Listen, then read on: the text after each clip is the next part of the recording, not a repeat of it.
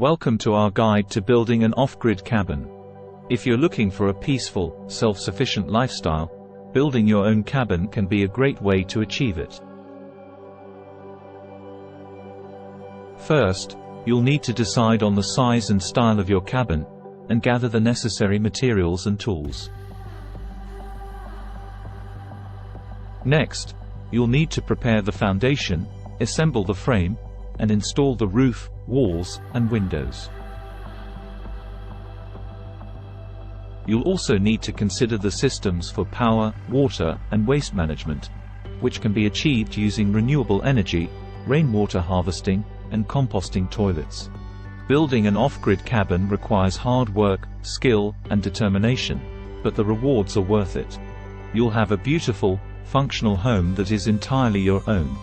Join us as we explore the process of building an off-grid cabin and discover the joys of self-sufficient living.